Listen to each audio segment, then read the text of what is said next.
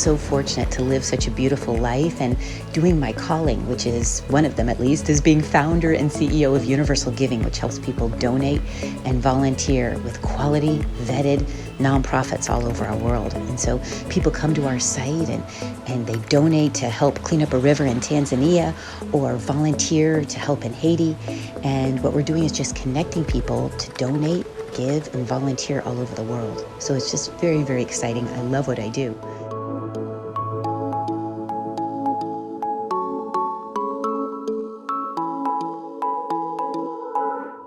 But it wasn't always easy, and there were challenges along the way. So, part of life and going after what you really think you're supposed to do on earth does have some of the challenges. It has positives, has challenges, have mountains you go up, mountains you go down. For me, I grew up in just a lovely, lovely family. My mom is a concert flutist, and I would hear her practicing growing up, and then she'd perform at nights. She was very present in there for me, made chocolate chip cookies, just a wonderful, wonderful mom. My dad was a strong businessman. When he was home from traveling, he played a lot of games with us, great sense of humor. I remember a lot of hide and seek games where he'd climb up in trees and I could never find him. It was really an amazing, amazing home to grow up in. And to this day, I still do Sunday night family dinners with them.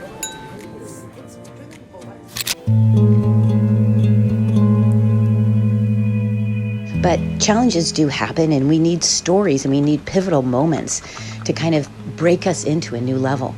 One of those moments for me that was so critical was when I was 12 years old on a family vacation in Mexico. We were walking around a marketplace. There was, silver and other jewelry and little wares, and there was, Mexican food and music and all of that. And my eyes turned away from all the vibrancy of that square down towards a cul-de-sac where I heard and saw all of these begging, starving children. They were maimed, they were on crutches, they were dirty, unwashed. It seemed like no one cared for them, and they just had their hands held out trying to beg. And it just changed my life. Why is this happening? Why is my life differently? This is not right. This is not fair. This is unacceptable. And that just huge, capitalized, bold, black, bold, unacceptable just went right across my forehead and my mind and stayed imprinted there. When I got back to California, where I'd grown up, I went right into volunteering in East Palo Alto, working with people on welfare payments, translating what little Spanish that I knew. And then as I went into more volunteering, I volunteered in the earthquake crisis in El Salvador, driving up in the back of pickup trucks to go bring food to families who'd had their homes washed away by earthquake, floods, rains, volcanic fluid. Literally, we would be serving families, like 3 families underneath a tarp.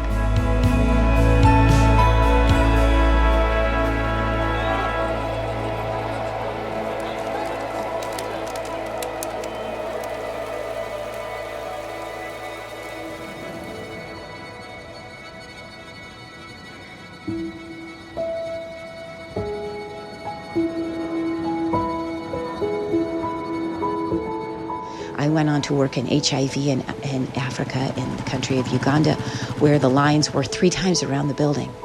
It just took days to even be able to see a doctor. Worked with the victims of Pol Pot's regime in Cambodia, working to help people whose limbs have been blown off by mines and to help them type and learn how to gain new job skills so they could literally live new lives.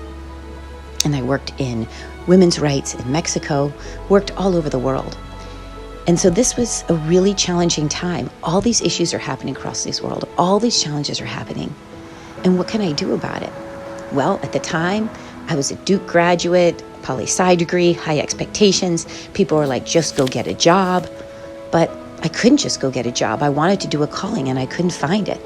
I thought, well, I'll try to go and work on the Hill in political science because that's what my background was. But I got there and they said, you're going to have to pay your dues opening letters for 2 years. After what I'd seen across the world, I didn't want to do that. I worked in sales in Los Angeles for a catering company for a year.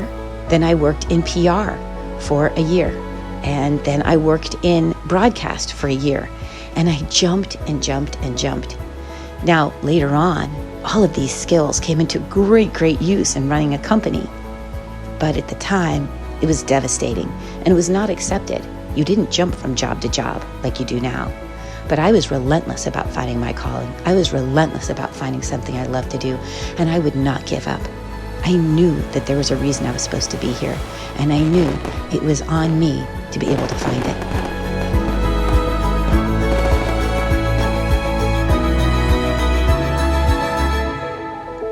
At some point during this journey, I thought, okay, I've got all these contacts from my time in LA. I'm going to start a gift baskets business because I know all these people.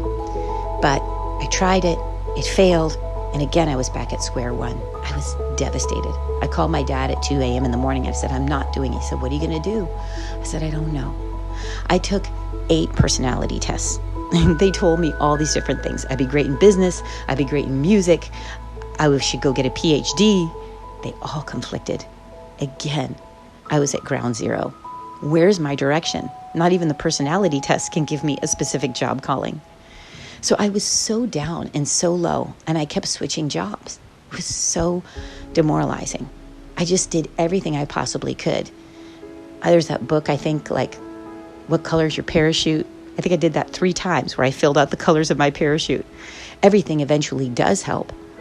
But I think one of the things I did when I was the lowest during this time, and I got really, really low, I got so low, very circumstantially depressed, because my circumstances were that I could not find a job that I wanted to keep, that I wanted to hold on to, that I wanted to do.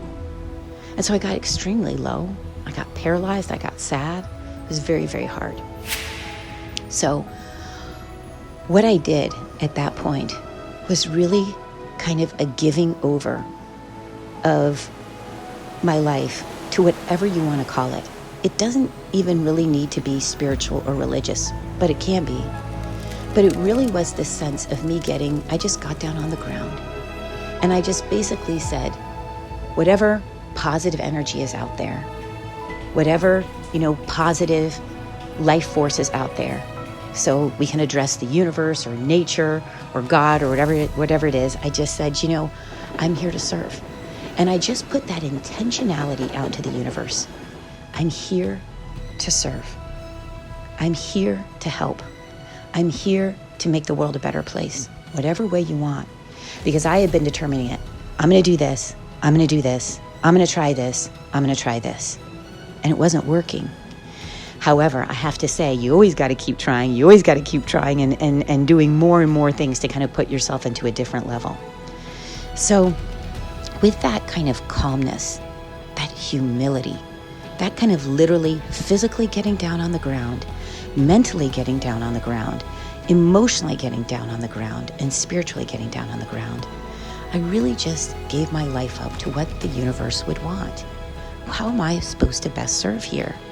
What am I best supposed to do? And with that came a huge sense of release, a huge sense of humility, a huge sense of willingness to do whatever was necessary to help serve the world. So how to get out of that really low and depressive time? You really have to do several things. One, keep exploring. Keep trying different things. Keep trying different kinds of jobs and different opportunities to find out what you do and what you don't like. 2, always keep in mind pivotal experiences. For me, that was the experience of Mexico on the ground and seeing all those children in poverty, holding that with me through my entire life and saying, I do not want to see this. This is not right. My life is going to take a stand for it. And 3, having a sense of humility about how that takes place. A real sense of groundedness of, I'm not going to engineer the whole thing. I'll try everything I can, but I'm not going to just say, I'm going to dictate exactly how it's going to be.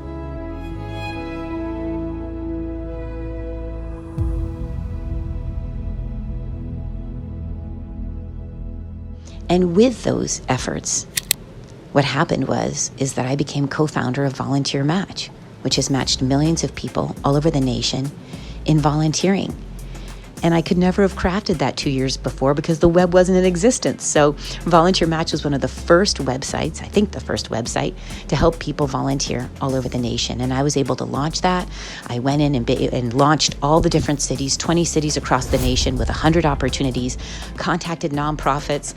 We had to call up on old analog lines because we didn't have like an internet established and no one had professional internet names or email names for their companies yet, and get the nonprofits signed up online at home and post their volunteer opportunities, and then start to market it to people so that people could volunteer online and match up online and then go volunteer in person. So it's so powerful, and it was so powerful and changed my life.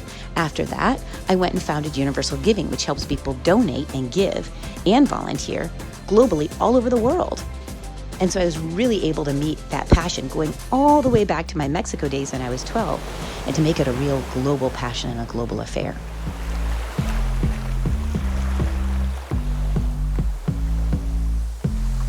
So to me, it's about having a pivotal event in your mind, continuing to apply to different things and see what you do and don't like. It is about having humility and giving up your life to the universe or the world or the positive power out there and saying you're willing to work in any way that you need to work. And 4, it's about never, ever, ever giving up. And then 5th, I would say, never be too busy to help other people. I have 15 mentees. I love helping them. No matter how busy Universal Giving gets, I always have time for my mentees. I want to help them get there quicker than I got there. I want to help them do it better than I did it. I want them to have less stress, more peace, more joy in their journey and pathway in life. And that very much is about the vision of Universal Giving, which is to create a world where giving and volunteering are a natural part of everyday life. So I hope my story, which is still ongoing, is helpful to you in whatever challenge you're facing. And I just wish you the very best. You are going to make it. There are positive things ahead for you. Do not give up. I spent 4 years really, really down. And now I'm living a life where I am in love with my life. And that can be possible for you as well. All right, lots of love to everyone there. This is Pamela Hawley, and I'm blessed to know you through our time together sharing this story.